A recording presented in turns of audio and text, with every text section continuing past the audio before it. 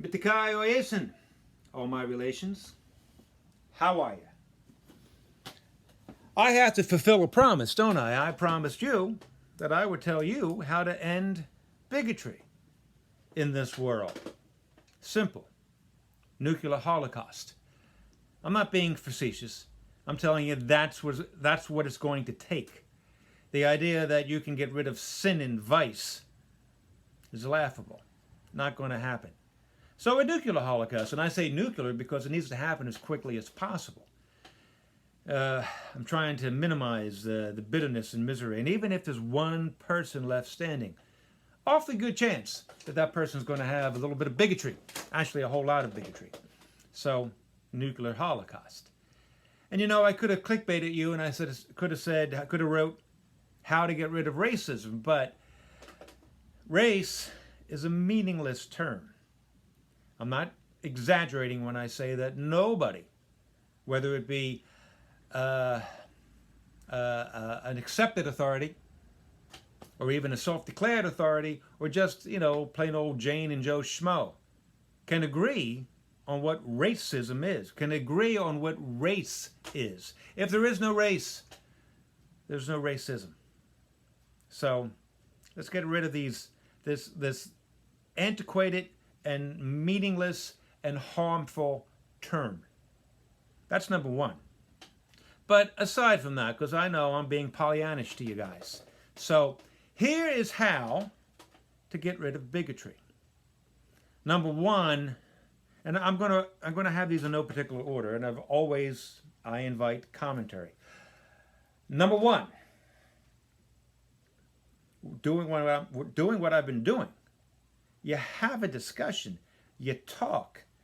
The first question that should be in anyone's mind when somebody expresses an opinion that we don't think the other person should have, or we are surprised to hear it from the other person, that might bring us up short, might, as I said, surprise us. The first question is, and should always be, why? The question shouldn't become a declarative statement, you are wrong for having this opinion. The question is, why? And it's got to be sincere, because you want to foster dialogue. Now, when we're talking about dialogue is not happening. Not from the progressive left, and I can say this with certitude. There are people out there that I know are progressives and who do speak to me, who are willing to have the dialogue. But I'm talking about the leaders. I'm talking about the leaders, folks on CNN, Don Lemon, Anderson Cooper, etc., folks on MSNBC, the politicians, Maxine Waters, Joe Biden, Kamala Harris. The idea is to set the parameters. I watched an interview between a journalist. This was a Fox News journalist. I watch all the channels. Not so much the sites, but I go to YouTube clips. And anything that gets my attention, I watch. And then if it does get my attention, then I'm going to go to a half dozen other YouTube sites. So CNN, Fox News, MSNBC, the BBC, Reuters, NPR. I'd say these are my top 6, and there's none that I will look to more than the other. I am not going to dismiss any one of those sites or dismiss anybody who watches those sites, because I need to get a balanced opinion. More than anything else, I want to actually see it. These days, I actually want to see it on a YouTube video or some sort of video. Even though I realize that videos can be faked, usually the fakes can be spotted. I understand, though, there are deep fakes out there where it's hard to spot. But the dialogue and taking in as many opinions and as many points of view as possible. Prime example, the police. The whole narrative of defund the police is being shoved down our throats. And yet, polls say, and some polls say as much as 85% of those black people polled do not want the police defunded. The police actually rescue a lot of people from a lot of potentially crazy nonsense. The idea that, I've been saying this for years, folks. I've been saying this for decades. That if you pick something and say, well, that is an indication of what a horrible person you are, right? So now it's wearing the badge. It's wearing the uniform. I know lots of police who are very good people. I have family members who are very good people, and branches or twigs, if you will, of the family tree where entire families have, entire generations have followed in law enforcement, and these are good people. So the idea that is irredeemably racist, that's nonsense. We are shutting down conversations before they can even begin to happen. I'm sorry, I forgot. So this interview that I had been watching, it was with a Fox News pundit and a professor. I already saw it recently, but I think it was a year old. The professor, white woman, claimed, I guess still claims, that math is racist. Now, I'm not going to go into that. But when he asked her to explain why she thinks that, she said, the first thing she said was, we have to get on the same page. And of course you agree that America is systemically racist. See, that is setting the parameters. And again, not getting into this with you right now, okay? The idea that America being systemically racist. There are lots of people, black and white, all colors, all backgrounds, all ethnicities, who don't believe that. So to dismiss them out of hand, man, you're missing the boat. You're missing the boat. You could get some actual quality feedback and something you can actually latch onto. You have to understand a person's perspective. You have to know the person's history. And by knowing the person's history, you have to know at least a smattering of the history of the people who have influenced that person. You have to understand history. You have to understand the conclusions that they draw. You have to understand the conclusions that can be drawn within a particular culture. You have to understand motivations. So again, with defunding the police, with the protests and the riots against police brutality, you have to understand the mentality, the motivation of the police who have been shooting the black persons, who have been attacking the black persons, applying force to the black persons. Now, a lot of people believe, well, it's just simple racism. They don't like black people. They want to get rid of them. Could you give me proof to that, please? Instead of making these grandiose statements, can you give me proof? You're giving me incidental evidence. Black people are being shot. But that is not proof. That is not causality. That's not cause and effect. Seems painfully obvious to me that the police shootings, and it's not just blacks, right? There are whites who are being shot. And I'm not getting into a pardon the term, pissing contest. I'm not trying to say, oh, whites are getting shot too, or the whites are getting shot more often. Not doing that. That's perverse. What we've identified is that there is a problem with the police. And the problem is not of skin color. The motivation for the police firing at these black, at anyone, right? But the ones that are making the headlines, is because they're scared. There's been poll after poll, study after study that has proven conclusively that police are much less likely to draw on black persons than any other ethnicity. Why? Because if they do,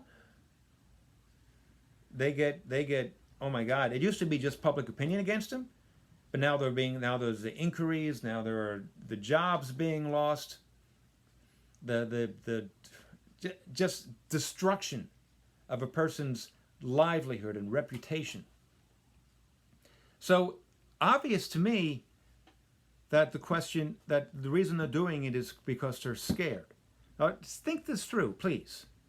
If it's just because they don't like black people, it really would have stopped. It just would have stopped. In fact, the police would have walked away from all these incidents. It just would have stopped. And I am making a special space for that murderous punk, that executioner in Minneapolis. That is a special case. That was an execution. That was a murder. The other people, well, the jury is still out, and there is the police are scared. They're just scared. If you put people into situations, people that have the authority to wield a gun, and you put them in a situation that you think, well, the whole world is watching, you can't do anything against black people, you should walk away, but they're not, because they're doing their job and they're trying to protect the community. So what else could be the reason? And the reason could be that a lot of these people, not all, but a lot of these people have records, violent histories, and make motions and say things that make the police think my life is in danger. So if that's the case, if the police are scared, then how could you possibly think that doing things to make them more scared is going to make them ease off? If you're marching and hurling solid objects, body slamming police, threatening them, getting on social media and trying to ruin them, you're terrifying them.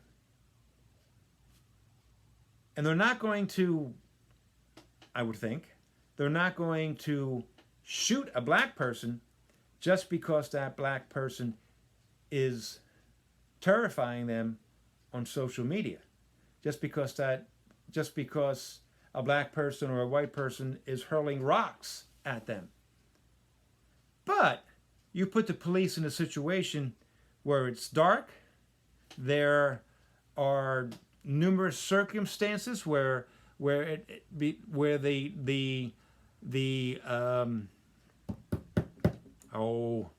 perpetrator, if that's the wrong word, I apologize, but the person of interest that they're trying to apprehend and trying to stop is using language and using body language, and there's a sincere belief that that person could harm the policeman. There's a good chance that the policeman's going to draw a gun and use it. So let's talk about what to do about the police. The police, it's obvious to me, you have to have a designated shooter, a primary, secondary, tertiary, right? So if the first shooter gets shot or disabled, then the second one can come in. Or if the first shooter doesn't do enough to bring the person of interest down. It's obvious to me that if you have a dicey situation where it looks like someone's going to get harmed, instead of having all 7 cops in the area draw their guns and shoot at the same time, one person, one officer should be designated to do that. And even beyond that, in fact, in front of that, you have, I love the idea of community policing. So you don't get rid of the cops, but you bring community members in to help de-escalate the situation. And you bring people like me in, professionals, to help de-escalate the situation. I just de-escalated the situation today on the Roosevelt Boulevard. And I saved somebody's life. I know I did. So you just have to be attentive, and you have to be willing to help. And you have to be willing to take action immediately. One thing that always bothered me, I mean, aside from the obvious about the whole George Floyd thing, George Floyd was executed. George Floyd was murdered. There is no possible excuse for this. But what I want you to realize is I have been racking my brain trying to figure out why nobody took action then and there. There were many witnesses. There were people with cell phones. There were eyewitnesses. Nobody stopped that police officer.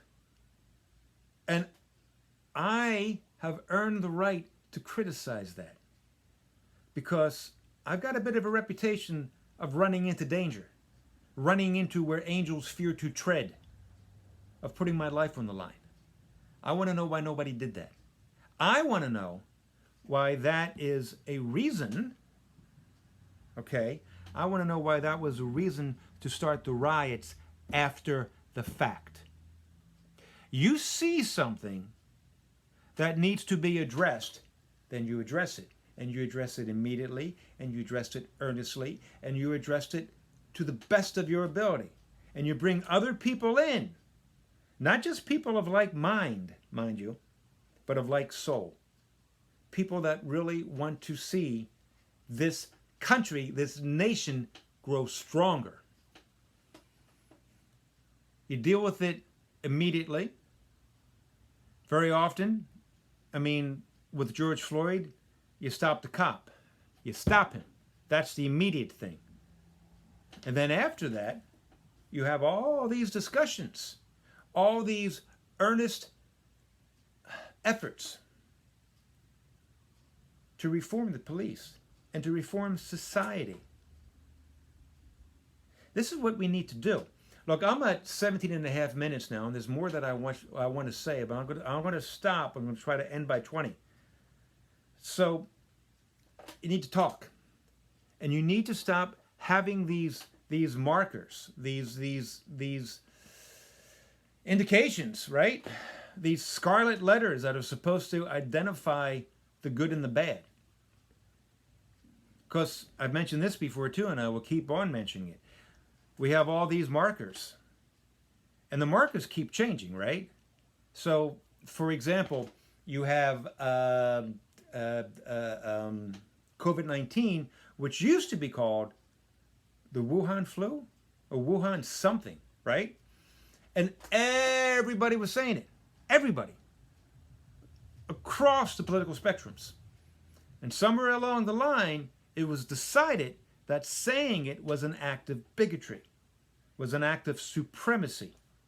So the people that continue to say it, they're lambasted. And the people that learned not to say it now have become the zealots excuse me, now have become the zealots that they are saying that this is a marker. And if you say Wuhan flu or Wuhan virus, whatever, you are a, quote, racist, even though they said it themselves before. So the idea of racism, the idea keeps changing. The idea of these markers, these identifiers, they keep changing. And eventually, somewhere along the line, someone's going to say, no, I disagree with changing this marker. It happened with J.K. Rowling. And again, not getting into whether she's right or wrong. I'm just saying this woman has an opinion, and it's more than an opinion. The opinion is a result of her experience, of her life, of her observations. So to label her as transphobic, as a bigot, as somebody who is filled with hate because she approaches this approaches this issue of transgenderism from a different perspective, excuse me, from a different perspective, is wrong. The parameters keep changing. Sorry, I have allergies. The parameters keep changing. The markers keep changing. And eventually, you're going to have these small groups of saying, no, I'm right. And going to say, no, I'm right. No, I'm right. And there's going to be an absolute battle. We have to stop this. We have allowed violence to be a legitimate form of communication, of expression, and is built gradually over the years. And recently, it's not even gradual. Violence, it has been used as a legitimate means to change society.